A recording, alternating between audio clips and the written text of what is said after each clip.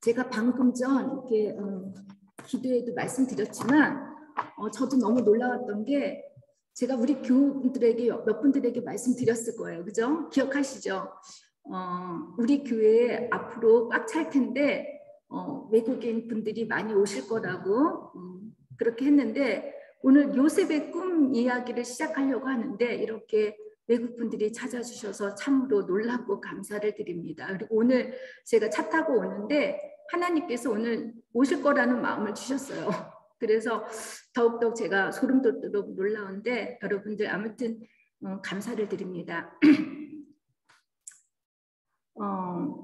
여러 심리 테라피 방법 중에서 특별히 가족 테라피를 할 때 시스템식 테라피라는 게 있습니다. 피상담자 클리엔텐이 왔을 때 그 클리엔텐 한 사람만을 보는 게 아니라 그 클리엔텐에 연관된 가족들을, 그러니까 원가족이라고 그러죠. 부모, 형제들, 더 나아가서 그와 연관된 이제 부모의 부모, 또 부모의 부모, 3, 4대의 조상들까지 이렇게 보면서 가계도를 살펴보면서 치료하는 방법입니다. 어제 향기 나는 목장을 모였는데 우리 정현지 집사님의 남편께서 큰아들 지우가 어쩌면 자기 아버지하고 똑같다고 말하는 것, 행동하는 것, 얼굴도 똑같다라는 그런 얘기를 해가지고 우리가 웃었는데 여러분 다들 우리는 부모의 피를 받고 이 땅에 태어났습니다. 그죠? 인간이 우리가 태어나자마자 가장 먼저 관계를 맺고 사는 것, 관계를 맺고 영향을 받고 사는 것은 바로 부모님이고 그 부모님은 또 그 부모님, 그 부모님은 그 부모님, 이렇게 해서 계속 우리가 영향을 받으며 살고 있습니다.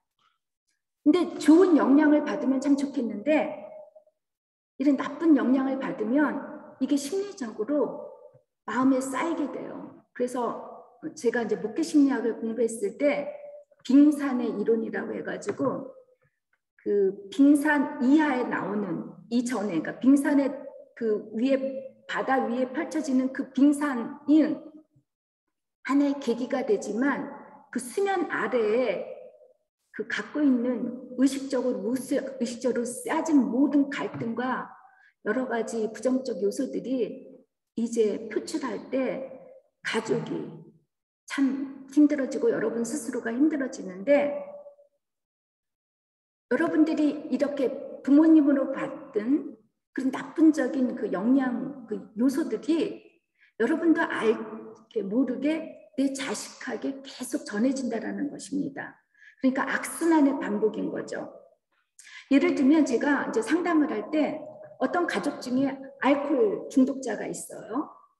그래서 이제 그분이 너무 고통을 받고 남편 때문에 뭐 이혼의 위기까지 온 경우도 있을 때 그 남편분을 살펴보거나 그 부인을 살펴볼 때는 놀랍게도 가계도에 그 2, 3세대의 남편이나 아내가 겪었던 고통, 똑같이 겪는 과정, 그 패턴이 똑같은 패턴이 있다라는 거예요.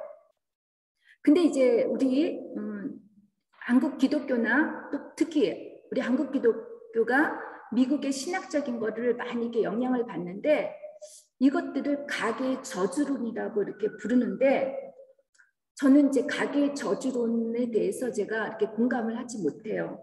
왜냐하면 여러분 이 가계론을 주장하시는 분들은 그 출애굽기 20장에서 보면은 너희가 지은 악한 죄가 아비로부터 지은 죄가 아들에 이르기까지 3, 4대에 이르게 된다라고 얘기를 했고 또 반면에 신명기에서 보면은 너가 정말 여호와 앞에서 바르게 살고 그 계명을 지키고 살면은 천대까지 그 언약을 하나님께서 축복의 약속을 한다고 이렇게 하기 때문에 많은 분들은 이제 가계의 저주론을 주장을 해요. 그런데 저는 선지자 에스겔이 말했던, 그러니까 에스겔이 뭐라고 했냐면 이스라엘 백성들이 바벨론의 70년 속에서 고통을 당한 그 저주를 이제 그렇게 고통을 당하니까 이스라엘 백성들이 이제 뭐라고 얘기를 하냐면 그들에게 이제 이스라엘 백성들이 그 전해지는 속담이 아버지가 마신 신포도주 때문에 아들의 이빨이 시다라는 그런 얘기를 이제 전해지는 그 속담에 자기들이 이렇게 바벨론에서 70년 동안 포로 생활을 하는 것은 아버지 때 아니면 조상 때 잘못된 것 때문에 자들이 고통을 받는 게 아니냐라고 이렇게 호소를 하니까 에스겔 선지자가 뭐라고 하냐면 아니라고. 너네들의 죄는 너희들의 책임이 있다라고 얘기를 해요. 저는 이제 우리 요셉의 말씀을 나누면서 우리가 한동안 이제 그 족장들의 얘기 아브라함에서부터 야곱까지 왔죠, 그죠? 그럴 때 우리 많은 교인들이 그 족장 이야기에 특히 또 제가 아무래도 목회심리학자이다 보니까 여러분들이 그 말씀을 생각하면서 고씹으면서 가족들과 여러분들 자신을 많이 뒤돌아봤는데 저는 제가 이제 이 요셉의 말씀을 함께 나누면서 여러분들 가족 속에서 계속 되물림되는 그 잘못된 패턴들이 끊어지기를 바랍니다. 여러분 아브라함부터 이삭에 이르기까지 또 야곱에 이르기까지 이 가족으로부터 되물림되는 패턴이 뭐가 있냐면 축처. 항상 여자들이 한 명이 아니에요. 일처가 아니라 일부 다처였죠. 또 여자들이 아이를 갖지를 못해요. 불임이죠. 그리고 거짓말이 끊임이 없어요. 또 자식을 편애하는 게 있어요. 또 형제들끼리 질투가 심해요. 그래서 형제들 간에 다툼이 있었는데 이것이 계속 반복해서 이루어지고 있다는 거예요. 여러분이 그래서 이제부터 오늘 집에 돌아가시면 창세기 13장 아브라함부터 이 부정적인 그 패턴들이 무엇인가 한번 살펴보면서 우리 집에 흐르는 이런 패턴은 무엇일까 한번 생각해 보시고 한번 여러분들이 종이에 한번 써보세요. 사실 요셉은 이스라엘의 족장에 들어가지 않아요. 아브라함의 하나님, 이삭의 하나님, 야곱의 하나님인데 오늘 우리가 나누는 37장부터 50장까지 무려 13장을 차지할 정도로 요셉의 이야기가 이렇게 기록되고 있는데 요셉이란 인간이 참 중요하기 때문이죠. 그리고 이 요셉의 이야기는 보통 어렸을 때부터 주일학교를 다닌 사람들은 되게 좋아하는 이야기예요. 제가 학교에서 아이들한테 가르칠 때 요셉을 애들이 되게 좋아해요. 왜냐하면 희망이 있고 꿈이 있고 그 다음에 요셉의 이야기가 전래의 동화처럼 고진감래죠. 고통을 겪고 나면 즐거움이 찾아오고 그 다음에 어떤 게 나와요? 나쁜 자들은 벌을 받고 착한 자는 축복을 받는다라는 그런 내용으로 전개가 되어 있기 때문에 많은 사람들이 좋아합니다. 이 재미있는 스토리 이야기를 우리가 어떤 이런 동화적으로 볼 것이 아니라 도대체 이곳에 감춰진 하나님의 메시지는 무엇일까를 생각하면서 이렇게 봤으면 좋겠어요. 근데 이 말씀을 많은 교회의 그 목회자들은 이 청소년들 인도할 때 너네들은 꿈을 가져라 뭐 아예 뭐 드림 해가지고 뭐 꿈을 가져라 이렇게 해서 요셉의 꿈을 해가지고 성공과 출세를 위한 그 꿈을 강조하는데 그리고 희망의 메시지가 들으니까 청소년들이 막 그 감정에 못 이겨가지고 자기는 이런 꿈을 가질 거라고 그렇게 얘기를 하는 경우가 많이 있는데 저는 이 오늘 말씀을 그런 차원이 아닌 다른 차원으로 여러분과 함께 나눠보도록 하겠습니다. 여러분 요셉 오늘 우리 정명주 집사님이 기도하셨듯이 요셉의 이야기는 요셉에게 주는 꿈은 너가 잘 먹고 잘 살고 출세해서 성공해서 행복하게 살다가 죽어라 라는 그런 축복의 말씀이 아니라 한 사람을 통해서 한 가족이 구원을 받는 한 영혼을 살리기 위한 말씀입니다. 그래서 지금까지 전래되는 모든 대물림되는 그 족장들의 그 이야기가 요셉을 통해서 가족의 대물림이 이제 끝이 나게 됩니다. 그래서 저는 여러분들이 이 핵심 주제, 내가 요셉이 되어서 우리 가족에 흐르는, 또 내가 내 자식에게 잘못 전해줄 수 있는 그런 잘못된 패턴들이 고쳐지기를 바라고 새로워지기를 주님의 이름으로 축원합니다. 믿습니까? 자, 야곱 우리 다 알죠? 제가 오늘 주보에 야곱의 생애를 여러분 이렇게 글 쓰는 것보다 지도가 깔릴 것 같아서 지도를 해봤으니까 이 지도에 따라서 메소포타미아에서 이제 야곱이 헤브론에서 메소포타미아, 지금의 이락이죠. 거기까지 갔다가 다시 돌아오는 여정이에요.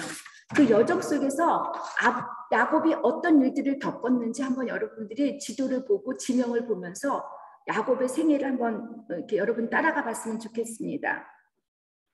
야곱은 정말 어떤 인간이었죠? 거짓말쟁이였죠. 마마보이였어요.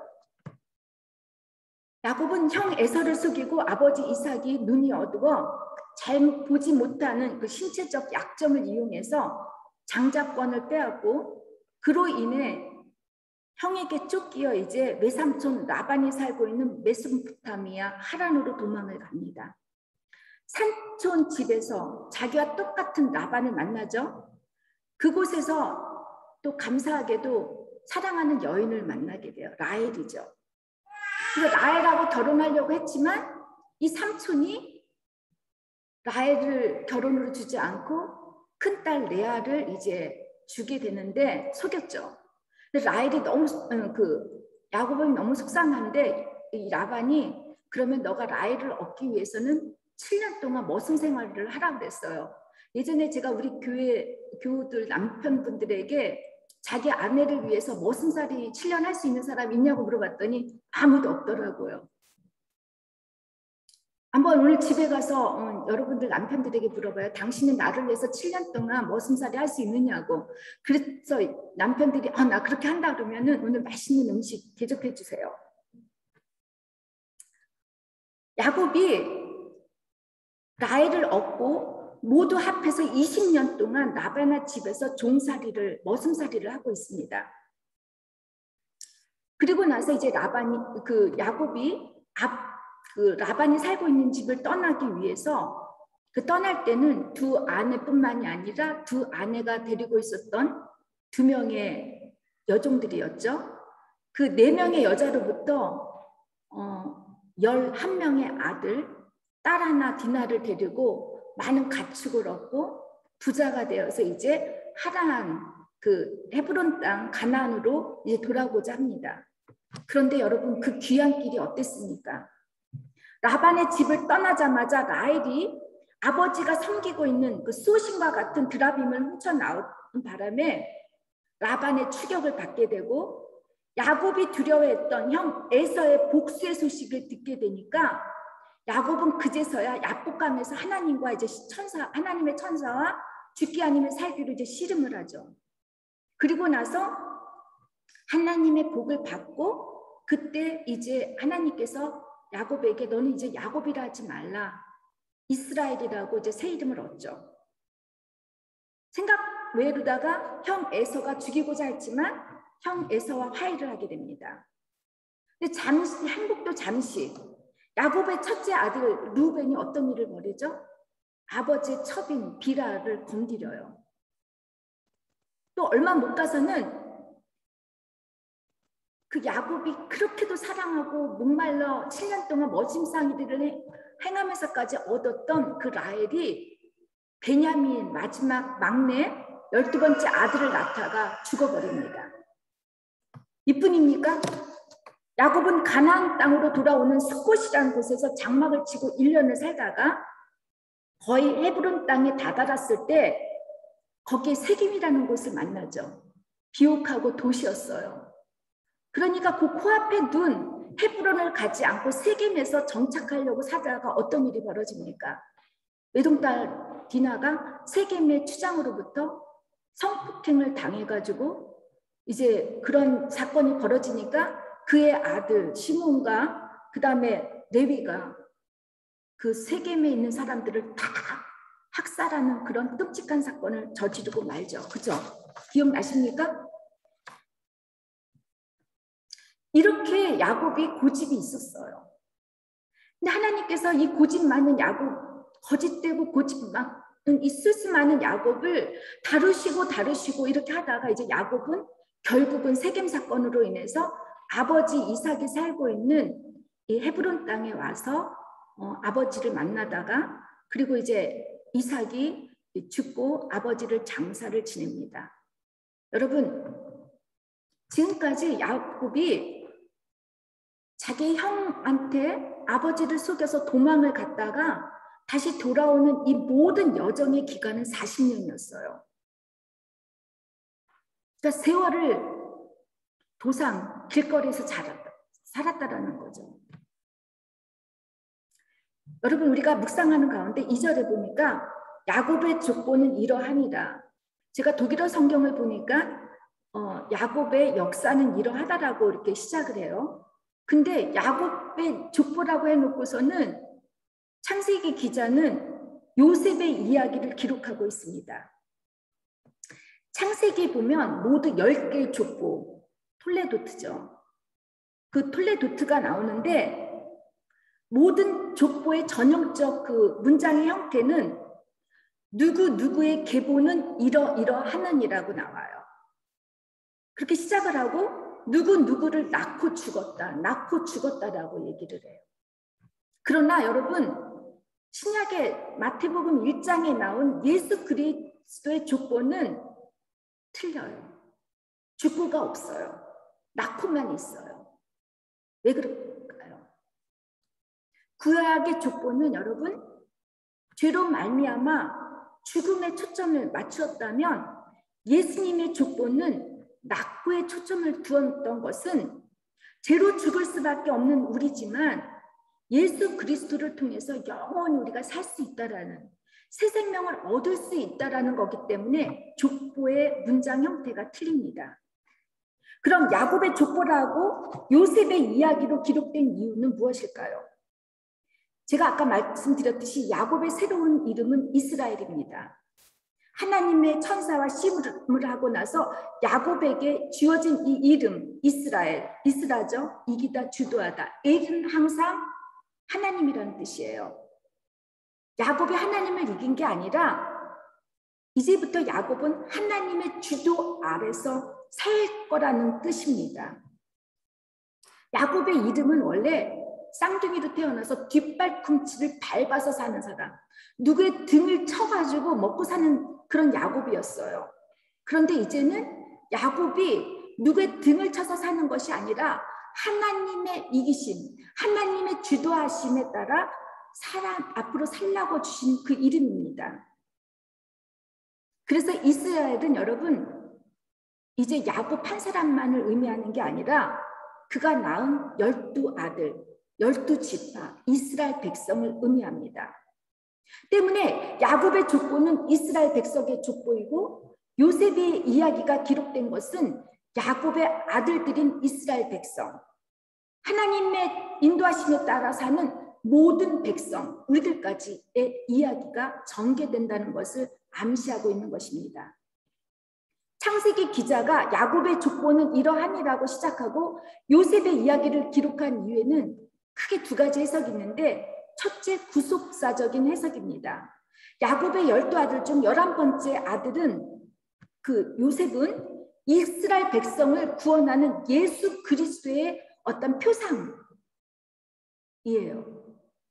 메시아는 야곱이 라헬을 통해서 낳지 않았어요. 낳은 요셉을 통해서가 아니라 큰 딸, 정말 멸시받고 남편한테 무시당하고 사랑받지 못한 레아를 통해서 낳은 네 번째 아들 유다를 통해서 메시아가 태어난다는 거예요.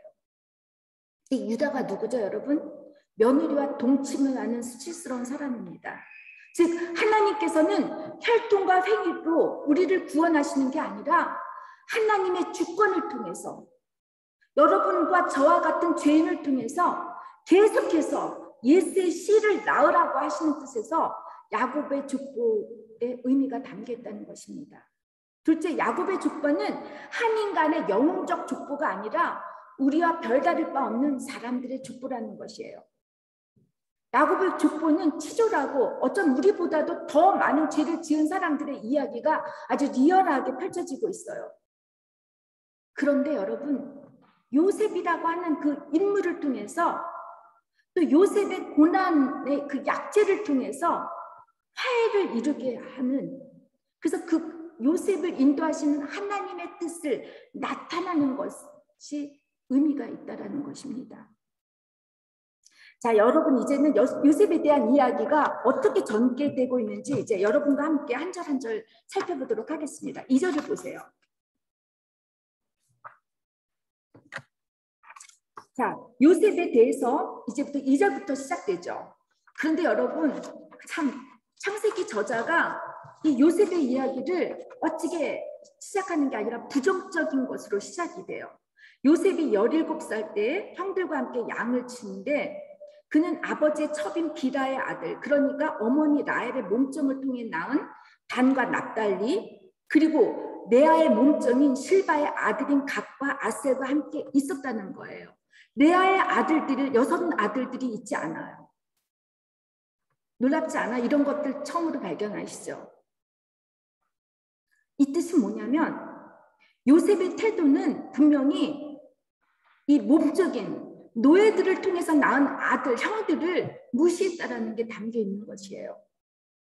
근데 무시하는 이것이 더 나아가서 이 잘못을, 그 형들이 무슨 잘못을 했는지 창세기 기자는 기록하지 않았고 그 잘못에 대한 것이 요셉이 얘기한 것이 없어서 무슨 잘못을 했는지는 알지 못했는데 이 요셉이 아버지에게 고자질을 했다고 합니다.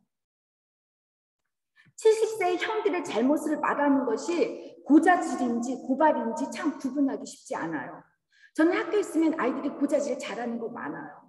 이해가 돼요. 어떤 건 고발인 것 같기도 하고 어떤 건 고자질인 것 같긴 하는데 여러분, 고자질은 보통 개인의 안위를 위해서 자기의 이익을 위해서 하는 거, 찔러 바치는 거는 고자질이지만 개인이 아닌 어떤 공익의 이익을 위해서 말하는 것, 그런 행위는 고발인데 제가 볼 때 요셉의 행위는 고자질인 것 같아요.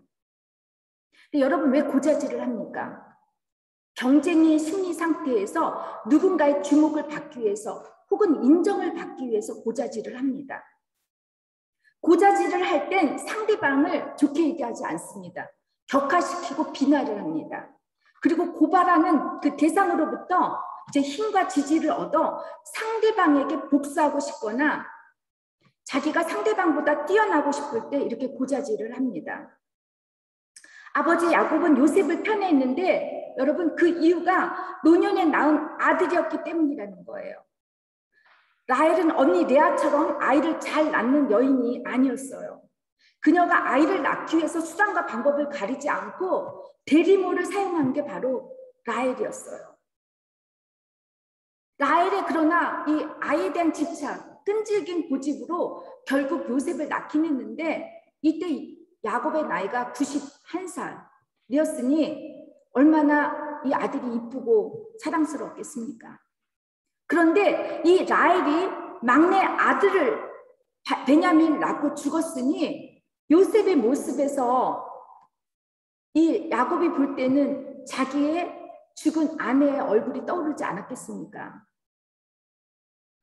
그리고 또한 어머니를 일찍 잃은 요셉이 측은하기도 했을 테니까 아마도 야곱은 요셉을 더 다른 아들보다 예뻐했을 것이라고 봅니다.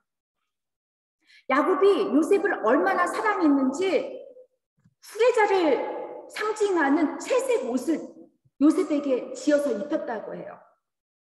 아무런 이유 없이도 사랑을 해야 하는 게 부모 아닙니까? 그런데 야곱은 요셉을 사랑하는데 이유가 있었어요. 저는 사실 아들을 하나밖에 갖고 있지 않아서 이 편애를 잘 모르겠는데 저는 편애를 받고 자랐어요. 저희 집에는 딸 5의 아들 하나인데 제가 둘째로 태어났거든요.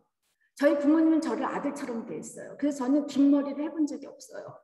그리고 우리 언니가 입었던 옷을 제가 항상 입었어요. 키가 제가 우리 언니보다 더 컸는데 저는 언니가 입었던 옷을 입어야 했고, 또 남자를 그렇게 원하셔가지고 저한테는 빨간 가방을 안 사주셨어요. 학교 다닐 때. 그래가지고 까만 가방을 사주셔가지고 제가 까만 가방 들고 다니기가 제가 좀 민망하잖아요. 근데 제가 여러분이 믿지 않으시겠지만 제 키가 어렸을 때 되게 컸어요. 지금 정도의 키였어요. 그럼 컸죠. 그러면 저는 아이들하고 가위바위보 해가지고 제 까만 가방을 애들 들게 해서 학교에 가게 했어요. 그래서 저는 어렸을 때부터 아이들이 제가 가위를 낼까 보자기를 낼까 이런 것들을 잘 연구해가지고 제가 터득을 해요. 그래서 가위바위보 게임을 제가 진짜 잘했거든요. 살아야 되잖아요. 그죠? 그런데 이렇게 편애를 하는 야곱도 그렇지만 그 야곱도 웃기지 않아요? 자기도 편애를 받고 자랐잖아요. 그죠? 아버지가 이삭을 너무 좋아했어요. 그죠? 그런데 이 편애를 받은 야곱도 자기 아들을 편애를 한다라는 거예요.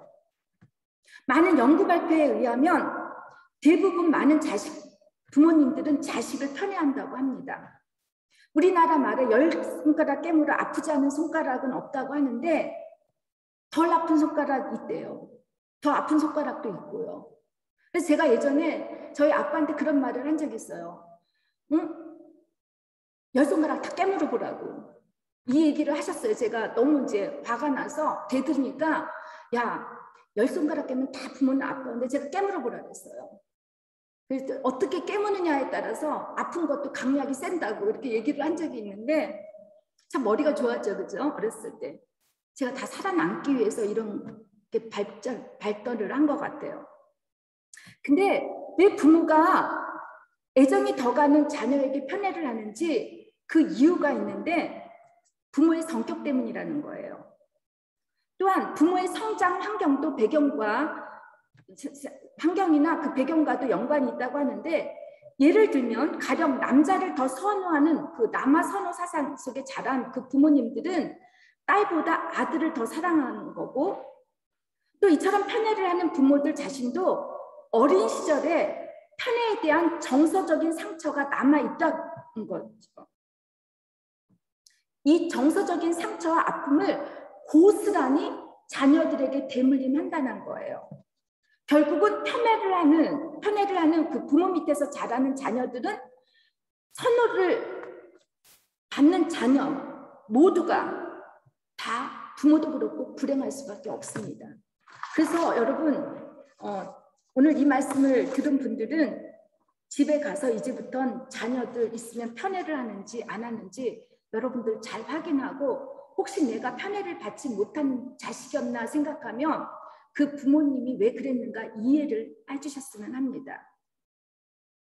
이 연구 발표에 의하면 편애로 상처를 받은 자녀는 인간관계에 대한 상당히 집착을 하는 성향이 있는데 당연히 자신이 사랑을 받지 못한다고 믿기 때문에 이제 매사에 오해를 한다는 거예요.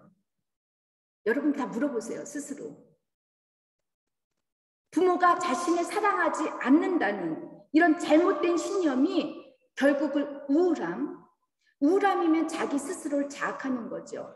그런데 분노는 어때요? 사디스트죠. 누구를 공격하려고 하는 게. 그래서 공격적으로 변한다라는 거예요. 야곱의 이 잘못된 편애 때문에 결과적으로는 모든 자녀들이 죄를 짓게 만들어버립니다. 그리고 불행하게 만들어요. 4절에 보니까 선호받지 못하는 요셉의 형들은 얼마나 요셉을 미워했는지 다정스러운 말 한마디도 건네지 않았다고 해요. 또 요셉을 따돌리고 왕따를 시켰다는 거지요. 이후에는 어떻죠? 요셉을 죽여버리려고 살인하려고 하는 그만큼 증오를 키웠다라는 거예요. 반대로 편애를 받은 자녀의 경우는 집중받는 것이 익숙하기 때문에 대단히 이기적이거나 경쟁적으로 변한다는 것입니다. 홀로 사랑을 독차지받고 부모의 주목을 받아야 하기 때문에 지는 것을 견디지 못하고 경쟁을 하려고 한다는 것입니다. 여러분 요셉이 꾼 그 두 개의 꿈을 보세요. 그 내용이 다 어때요? 다 경쟁이잖아요. 그쵸? 형제들 모두가 곡식단을 묶었는데 요셉이 묶은 단이 우뚝 일어서고 형들은 그 요셉의 단에게 절을 했다라고 하고 해와 달과 별 모든 11개가 있는데 다 요셉에게 절을 했다라는 거예요. 경쟁이에요. 경쟁. 이렇게 편애를 받지 못하는 자녀들을 보면 여러분 이 모든 것의 책임은 부모님에게 있는 것이에요.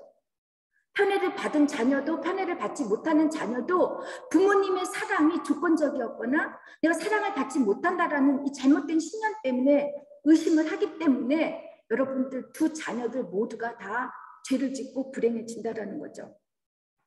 부모가 자식을 사랑하는데 이유나 조건이 있기 때문에 서로가 경쟁을 해서라도 부모로부터 인정을 받고 사랑을 독차지하려고 한다는 것이 우리들의 형제들이었고 저희들의 모습이었습니다.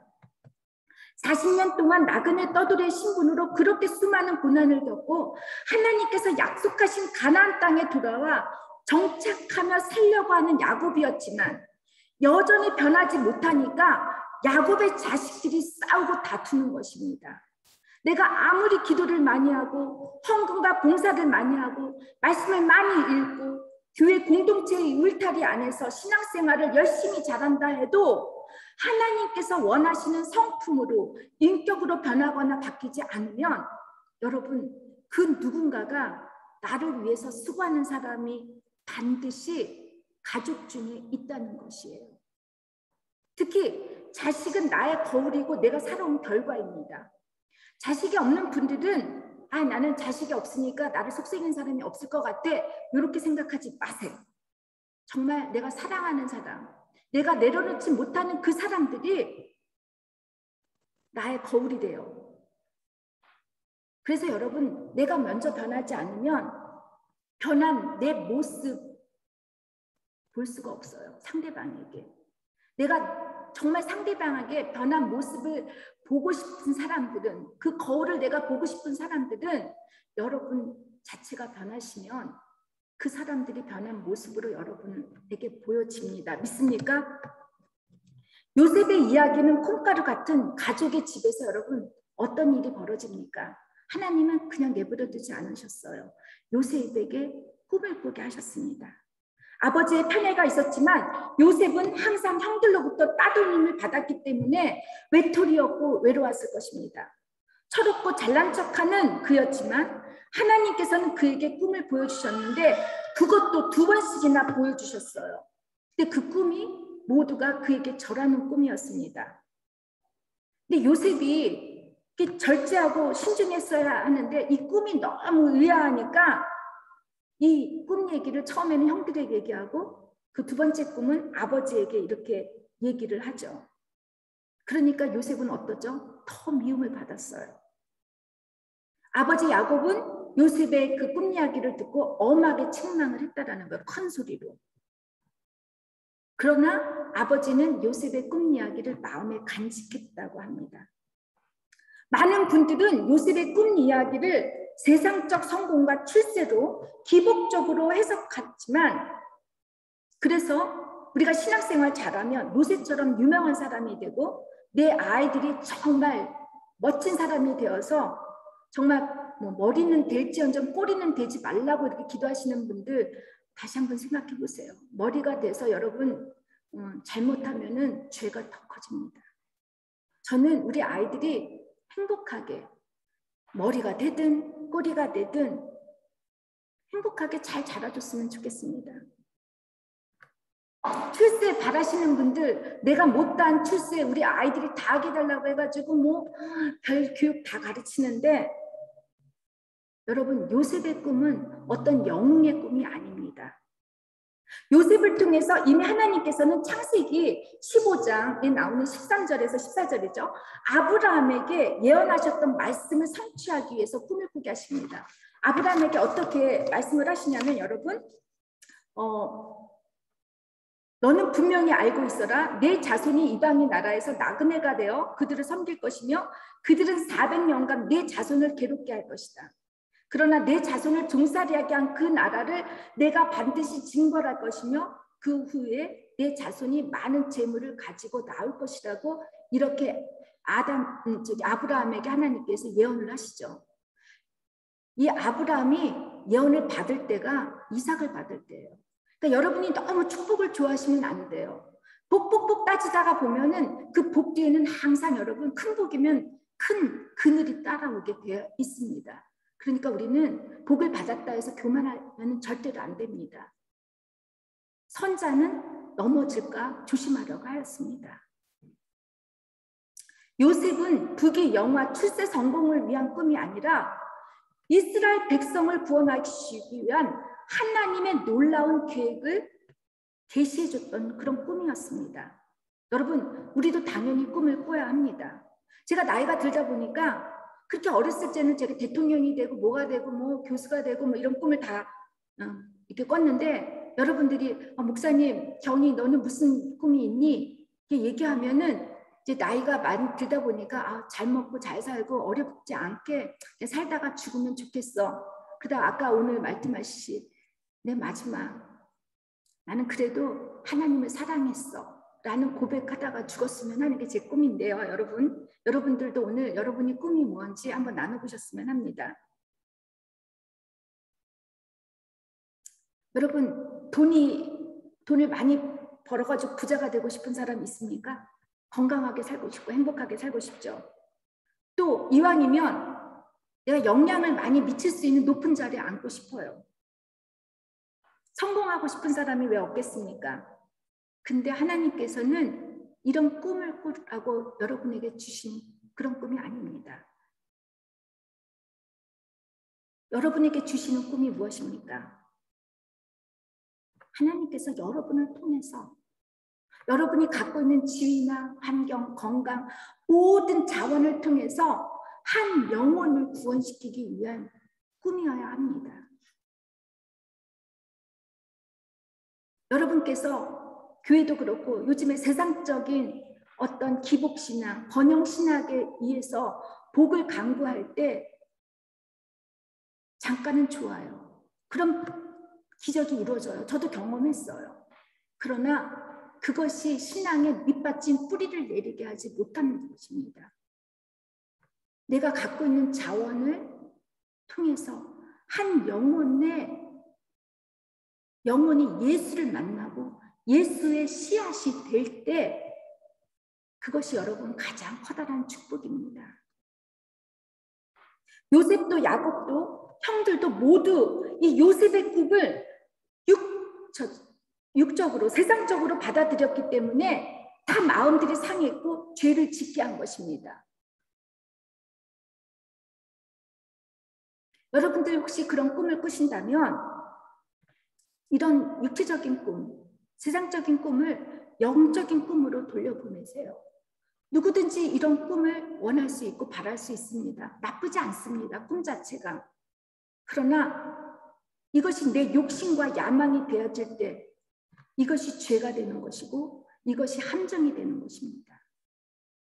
차라리 저는 커다란 교회 젊어서 저한테 아마 목회를 하라고 했으면 저도 큰 교회 목회하고 싶고 그런 마음이 들었을 거예요. 그런데 제가 지난번에 경험했던 일들을 통해서 제가 6,700명 독일교회에 목회하면 큰 교회 하는 거잖아요. 그죠?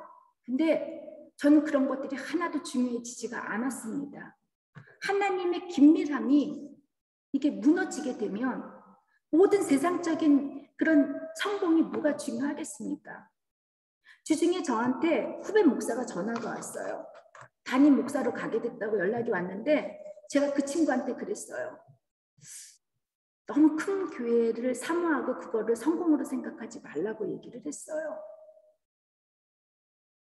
내가 직장에서 커다란 높은 직을 갖고 내가 좀 더 돈을 많이 벌어서 편하게 살고 싶은 마음 다 누구나가 있어요. 내 자식이 공부 못하는 것보다 공부 잘해서 유명한 사자 들어가는 직업 갖는 거 참 좋아할 수 있어요.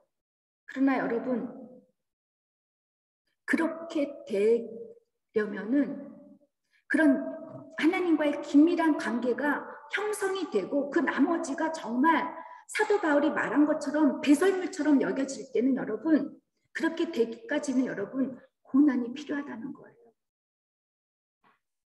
여러분들의 그 꿈들이, 영적인 꿈들이 세상적 야망이 되지 않고 하나님이 꾸시게 하시는 그 꿈이 되게 하기 위해서는 여러분들이 고난을 받으셔야 된다는 거예요.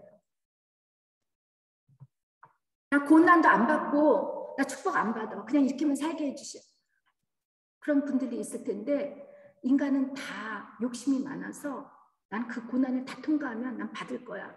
죽어라고 하시는 분들이 다 우리들 모습입니다. 여러분 이제 말씀을 맺겠습니다. 여러분은 어떤 꿈을 꾸고 계십니까? 왜 나의 육적 꿈이 영적인 꿈으로 바꾸시기 위해 하나님께서 내가 사랑하는 남편과 아내 그리고 자녀, 가족들이 수고하고 있지는 않습니다. 내가 품고 있는 바람과 소원이 예수의 씨를 낳는 꿈이어야 하는데 내 욕심과 바람만을 채우는 꿈이었다면 이제부터 여러분 하나님께 묻자와 가로대하는 삶을 통해